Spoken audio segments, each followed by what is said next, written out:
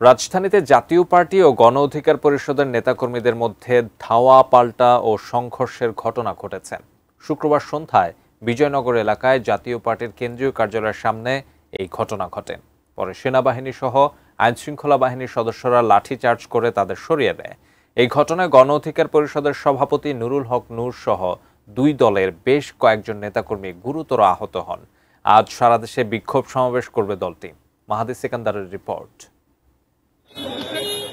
রাজধানীর বিজয়নগরে পরিস্থিতি নিয়ন্ত্রণে আনতে এভাবেই অ্যাকশনে যায় যৌথ বাহিনী। গণ অধিকার পরিষদের বিক্ষুব্ধ নেতাকর্মীদের সরিয়ে দিয়ে জাতীয় পার্টির নেতাকর্মীদেরও কেন্দ্রীয় কার্যালয়ের ভেতরে সরিয়ে দেয়া হয়। সংঘর্ষের জন্য একে অপরের নেতাকর্মীদের দায়ী করেছে দুই দল।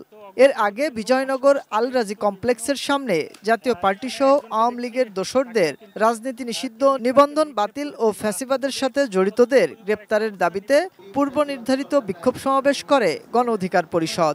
জাপান নেতাকর্মীদের অভিযোগ, বিক্ষোভ সমাবেশ শেষে সন্ধ্যায় গণ অধিকার পরিষদের নেতাকর্মীরা মিছিল নিয়ে এসে তাদের ওপর হামলা করেছেন। আমরা ফেসবুকে দেখতে পাই গণ অধিকার পরিষদের সাধারণ সম্পাদক জনাব রাশেদ, উনি ওপেনলি বলেন যে তোমরা অ্যাটাক করো, আমি হুকুমের আসামি হব প্রয়োজনে, এবং উস্কানিমূলক একটি বক্তব্যের মাধ্যমে মশাল নিয়ে অনেকে আমাদের পার্টি অফিসে আগুন দেওয়ার জন্য আসে। অন্যদিকে গণ অধিকার পরিষদের নেতাকর্মীরা অভিযোগ করেন তাদের মিছিলে জাপান লোকজন ইট পাটকেল নিক্ষেপ করে উস্কানি দিয়েছে। তাদের মিছিলে হামলাকারীদের মধ্যে কার্যক্রম নিষিদ্ধ হওয়া দল, আওয়ামী লীগ, যুবলীগের লোকজন ছিল বলেও দাবি করেন তারা। এ ঘটনায় পুলিশ ও যৌথ বাহিনী পক্ষপাতমূলক আচরণ করেছে বলেও অভিযোগ তাদের। সেনাবাহিনী এবং পুলিশের যারা জড়িত তাদেরকে বিচারের আওতায় আনবেন।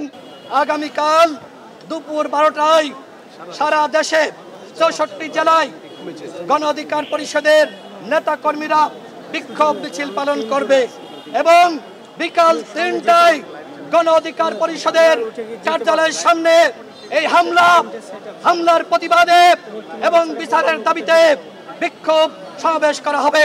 গণ অধিকার পরিষদের সভাপতি ভিপি নূরের অবস্থা আশঙ্কাজনক হয় তাকে ঢাকা মেডিকেল কলেজ হাসপাতালের আইসিইউতে ভর্তি করা হয়। রাতে ঢাকা মেডিকেল কলেজ হাসপাতালে ভিপি নূরকে দেখতে এসে তোপের মুখে পড়েন আইন উপদেষ্টা অধ্যাপক ডক্টর আসিফ নজরুল এবং প্রধান উপদেষ্টার প্রেস সচিব শফিকুল আলম। রাতে ঢাকা মেডিকেল কলেজ হাসপাতালে বিভিন্ন রাজনৈতিক দলের নেতারাও ভিপি নূরকে দেখতে আসেন। এ সময় গণ অধিকার পরিষদের নেতাকর্মীদের উপর হামলার নিন্দাও জানান তারা।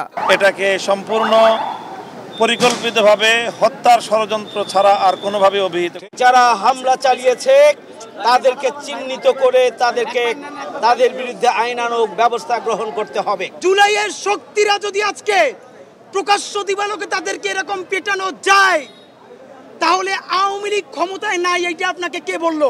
এদিকে রাতে কেন্দ্রীয় কার্যালয়ে অবরুদ্ধ থাকা জাতীয় পার্টির চেয়ারম্যান জিএম কাদের সহ নেতাকর্মীদের বের করে বিজয়নগর ও আশেপাশের এলাকায় অবস্থান নেয় পুলিশ। মাহাদি সেকেন্দার, এটিএন নিউজ, ঢাকা।